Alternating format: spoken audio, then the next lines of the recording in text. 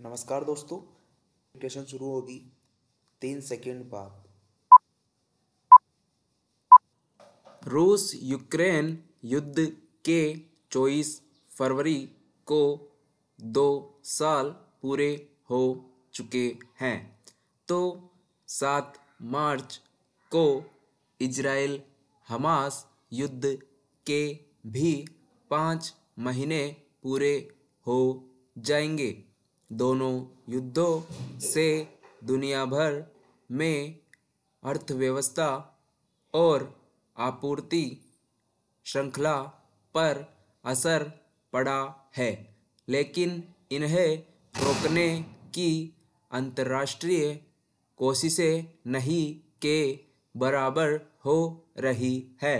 America, Britain और यूरोपीय संघ ने हाल ही रूस पर नए प्रतिबंधों का ऐलान जरूर किया है। यह भी ऊंट के मुंह में जीरे से ज़्यादा कुछ नहीं है। ये देश पहले भी रूस पर कई प्रतिबंध लगा चुके हैं, जिनका उस पर खास असर नहीं हुआ।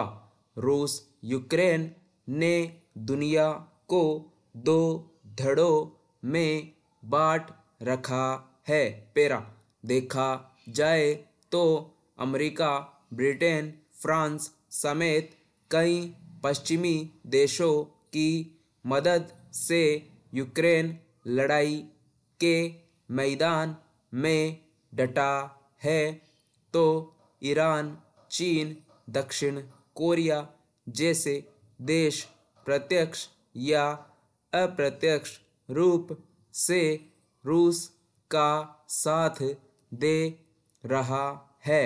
भारत तटस्थ है और कई बार युद्ध खत्म करने की अपील कर चुका है।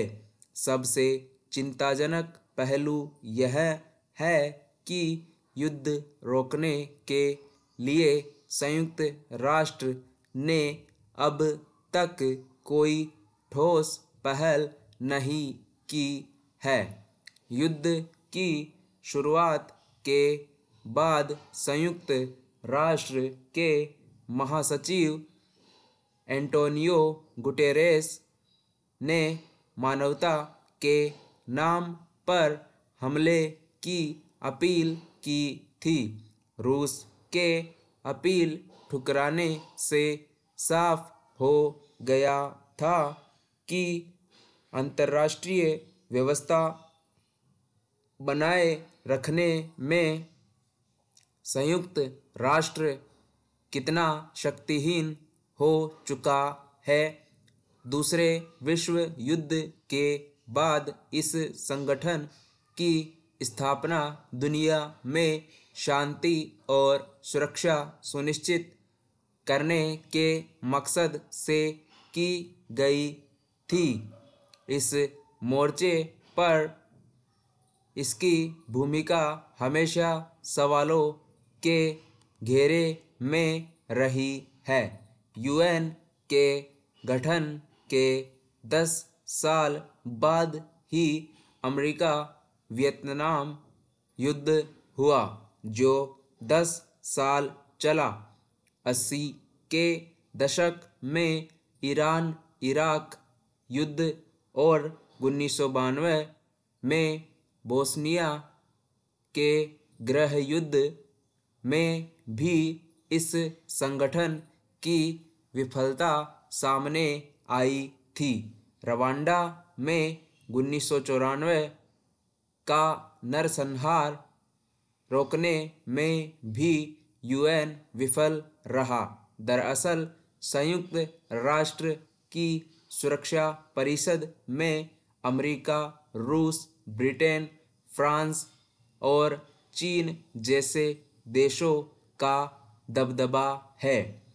इन्हें वीटो पावर हासिल है।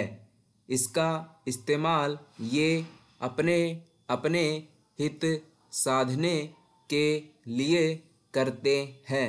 यूक्रेन पर रूस के हमले के बाद 2022 में सुरक्षा परिषद के निंदा प्रस्ताव का 15 में से 11 सदस्य देशों ने समर्थन किया था, लेकिन रूस के वीटो के कारण प्रस्ताव पास नहीं हो सका।